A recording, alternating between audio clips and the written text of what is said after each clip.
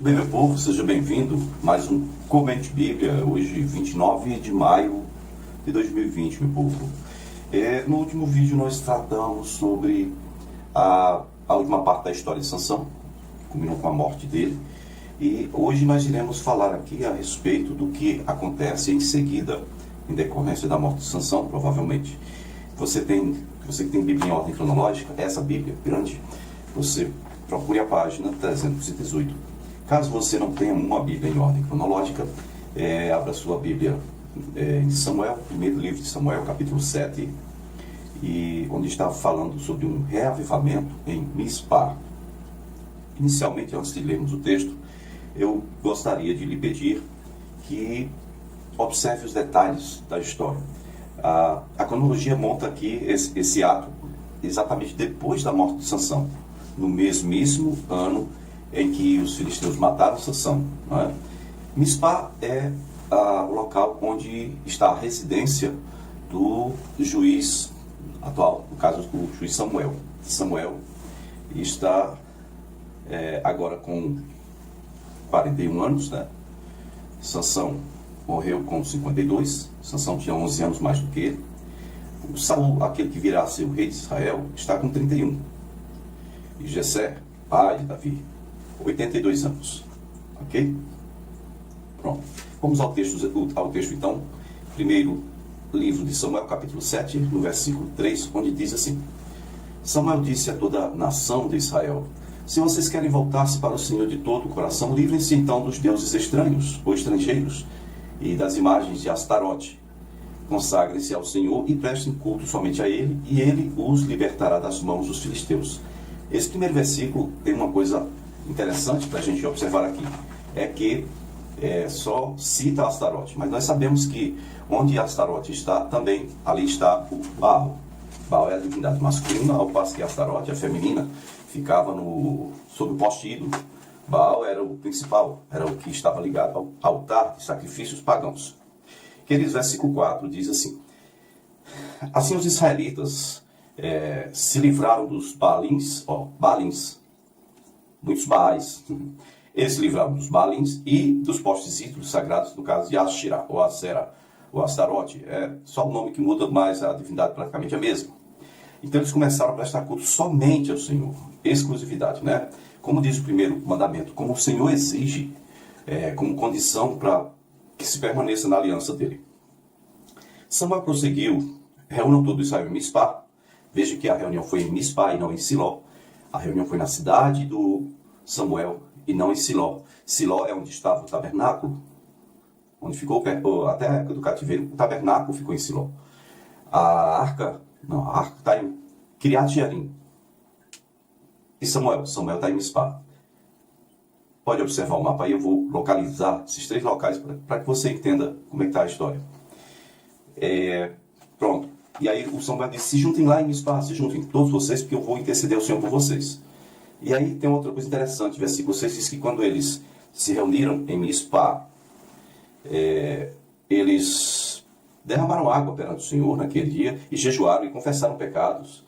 E então está dizendo que foi em Mispá. Na verdade, a cidade do Samuel é Ramá. Mispá é próximo. E Samuel liderou Israel a partir de Mispá. Ele liderou Israel como juiz a partir desse local, Mispá. Quando os filisteus souberam, antes de irmos para o versículo 7, essa questão de derramar água, na verdade é uma oferta de libação, é um ato de derramar algum líquido sobre o altar, né, como parte de uma oferta ou um sacrifício. Certo, em algumas tradições ou traduções da Bíblia, o termo de libação é substituído por oferta derramada, oferta bebida, oferta de libação ou simplesmente ato de ungir. Geralmente o líquido oferecido, né, o líquido a ser derramado, o aspergido, no caso, tinha um alto valor, como por exemplo vinho, azeite, bebida forte, alguma coisa assim. Tá certo? No caso de Israel especificamente, sangue também. Sangue para expiação dos pecados, oferta de libação. O próprio apóstolo Paulo, ele chega a declarar isso a respeito da morte dele, né? Ele, em Filipenses 2:17, ele expressa assim: ainda que eu seja derramado como libação sobre o sacrifício e se vista a vossa fé, fogo e me regozijo com todos vós. E em sua segunda carta ao seu discípulo Timóteo, Paulo coloca que já estou, quanto a mim, estou sendo já oferecido por libação e o tempo da minha partida chegou. Né? Segunda carta de Paulo, Timóteo, capítulo 4, verso 6.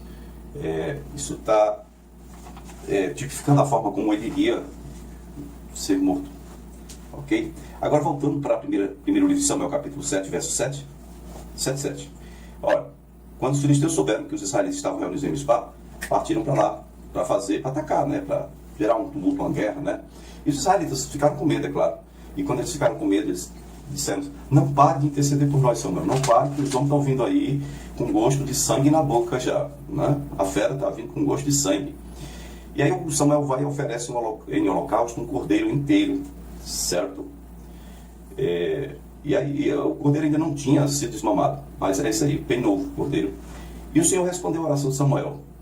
E naquele dia o Senhor trovejou com um forte estrondo contra os filisteus e os colocou em pânico. Então eles foram derrotados pelos israelitas, que os perseguiram. Eles saíram de Mispá e perseguiram os filisteus até os lugares baixos de Bet-car, e foram matando os filisteus pelo caminho. E aí é esse o momento em que o Samuel pega uma pedra e ergue uma pedra como coluna, né, em Mispá, entre Mispá e Sem, diz o texto. E ele colocou o nome nessa pedra de Ebenezer, ou seja, até aqui o Senhor nos ajudou, nos auxiliou, nos levou com o tempo. E aí a mão do Senhor esteve contra os filisteus durante toda a vida de Samuel. Todas as cidades que os filisteus tinham conquistado foram devolvidas a Israel, desde Ecrom até Gate. Israel libertou os territórios ao redor dessas cidades do poder dos filisteus. E houve também paz entre Israel e os amorreus. Será que os amorreus são aqueles que ficaram ali da terra da promessa, os remanescentes? Será que os filisteus estavam junto com os amorreus? Os amorreus estavam ligados com eles para somar forças contra Israel? É só uma pergunta, um questionamento que eu faço aqui. Bom, então, seguindo o texto, vai dizer que Samuel continuou como juiz de Israel durante todos os dias da sua vida. E cada ano ele percorria Betel, Gilgal, que foi o primeiro acampamento. Betel é aquele local que se chamava Luz, local que ganhou esse nome depois que Jacó estava fugindo do seu irmão, fugindo para casa do tio.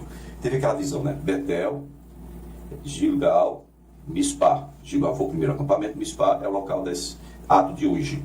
Então, veja bem, ele andava essas cidades principais, julgando as causas do povo, né? Mas ele sempre retornava para Ramá. Ramá, no caso, era a cidade do Samuel. A sua casa ficava ali. Ele liderava o povo como juiz naquele lugar. Tá certo, meus queridos? Bom, e aí nós chegamos, então, no ano seguinte, um ano depois da morte de Sansão, um ano depois que acontece esse problema dos filisteus aí, contra Israel, um ano depois que os filisteus perdem a guerra, né? E agora Israel é liberto e é governado, no caso, por Samuel. Chega a época do último juiz, se eu não estiver enganado, do 14º juiz, Adom. Adom, ele vai estar liderando por 8 anos o povo de Israel, também junto com Samuel, né? Depois disso, Adom, filho de Iel, de Piratom, liderou Israel. Teve 40 filhos e 30 netos, que montavam 70 jumentos. Adão liderou Israel durante 8 anos. Então Adão, filho de Iel, morreu e foi sepultado em Pitom, na terra de Efraim, na serra dos Amalequitas, a serra que antigamente era dos Amalequitas, né? Bom, queridos, esse Riel aqui me lembra um outro que aparece na história. Não sei se trata do mesmo. Depois a gente comenta aqui, a gente pesquisa. Mas existe um homem que reergueu, ele reconstruiu a cidade de Jericó. Josué tinha proferido uma maldição, né? Maldito aquele que reerguer essa cidade. Ele vai perder o filho mais velho quando colocar os alicerces dos muros. E quando colocar o portão do muro, ele vai perder o filho mais moço. Bom, se esse Adom era filho do mesmo Riel, a gente vai ver nos próximos vídeos. Me aguarde, pesquisa e contribua comigo aí nisso aí. E aí, nessa época, passado mais um ano, o segundo ano depois da morte de Sansão, o nascimento de Barzilai. Quem é Barzilai? Vai pesquisando aí, para a gente ver isso lá na frente. Bom, aí Samuel capítulo 8, primeiro livro de Samuel capítulo 8, nós vamos para mais 9 anos depois, né? 9 com mais 2, 11 anos ao todo, né? Aparece aquela história do povo pedindo um rei, né? O povo recusando continuar sem um rei. Eles estão rejeitando, na verdade, o Senhor, Deus como rei. A história é o seguinte, Israel, aqui diz que o Samuel envelheceu, nomeou seus filhos como líderes, né? 1 Samuel 8:1. A história do 14º rei, eu não citei aqui, é Juízes 12, verso 13. Tá? 13 ao 15. Bom, vamos voltando aqui. 1 Samuel 8:1 vai dizer o seguinte, que Samuel já tinha envelhecido, nomeou seus filhos como líder de Israel, certo? O filho mais velho era Joel, o segundo era Abias. Eles eram líderes em Berseba, a Negev, né? Mas os filhos dele, os filhos de Samuel, não andaram nos caminhos do Samuel. E eles se tornaram gananciosos, aceitavam o suborno e pervertiam a justiça. Aí as autoridades de Israel chegaram para Samuel e disseram: olha, seus filhos não andam no mesmo caminho que você já está velho, nós queremos um rei. E aí o Samuel vai e ora ao Senhor, o Senhor desatenda eles. Mas Senhor, não, eles estão rejeitando a mim, não é você não, Samuel, atenda eles. Aí Samuel volta para ele e diz: olha, se vocês quiserem realmente um rei, eu tenho que alertar vocês para o seguinte: vocês têm que dar a ele, com direito, muita coisa. Começando aqui, os filhos de vocês vão ter que servi-los, né? Servir os carros de guerra, a cavalaria, etc. Ele vai pegar de suas filhas para servir como perfumista, como cozinheiro, como padeira. Também o rei tomará de vocês o melhor das plantações das vinhas, dos olivais e das crias, e dará aos criados dele. Pronto. Aí quando chega no versículo 15, a expressão 1/10. O rei terá 1/10 disso tudo. 1/10 é o quê? É o dízimo. Então, se o rei agora passa a ser o líder maior, e Deus que recebia os dízimos, as dízimas, né, as ofertas, agora Deus, como é que vai ser? O pessoal vai ter que ir à casa de Deus entregar o dízimo a Deus, e aí mais outro dízimo para o rei. Era isso que o Samuel estava querendo dizer. Bom, pense no que você acha aí da narrativa, leia 1 Samuel capítulo 8. Aí você vai olhando aí, verso 16, ele diz que o rei irá tomar servos e servas, o melhor do gado, as primícias, né, do gado, do jumento, também 1/10 do rebanho de vocês, e pronto.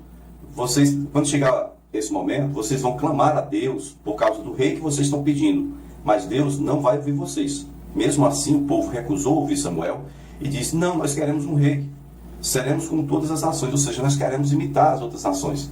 Nós não queremos mais viver sem um rei, queremos um rei para sair à nossa frente, nos combates, nas batalhas, nós queremos um rei. E aí, em definitivo, o Samuel vai e busca o Senhor mais uma vez, o Senhor desatenda eles. Atenda, eles estão rejeitando a mim e não a você. Então, chegando o ano 1065 a.C., aqui nós vemos o nascimento do Isbosete. Amém? Meus queridos, o que nós vemos aqui, assim de forma geral, a síntese é o seguinte: houve uma convocação para que houvesse um ajuste de conduta do povo diante do Senhor. Aí Samuel disse: livrem-se dos ídolos e vão fazer aqui uma confissão de pecados. Houve, vamos dizer, holocausto, tudo. Aí eles tiraram os ídolos. No momento que eles fizeram isso, os filisteus vieram para acabar com eles, mas Deus interviu, né? Eles consagraram-se ao Senhor. Aí, pronto, outro ponto. Quando o Senhor deu vitória com os filisteus, Samuel ergue aquela pedra em Mispa, né? Coloca o nome de Ebenezer. E outro ponto que foi falado: as cidades foram devolvidas. Tudo que era que os filisteus tinham tomado tiveram que devolver. Também diz que o Samuel ergueu um altar, né, em Mispa, ok? O 14º juiz Adom, que liderou Israel por 8 anos, e isso está no ano seguinte da morte de Sansão, é o ano seguinte da vitória contra os filisteus. Aí vem a questão do Riel, né, que é pai desse Adom, e o nascimento de Barzilai. Bom, ao todo, nós vemos que a gente falou aqui do nascimento de Isbosete, termina nossa narrativa aqui, no ano 1065 a.C. Samuel está agora com 50 anos, Saul com 40, Jessé, pai de Davi, com 91. Bom, queridos, fiquem na paz do Senhor. Semana que vem tem mais Comente Bíblia, se o Senhor nos permitir.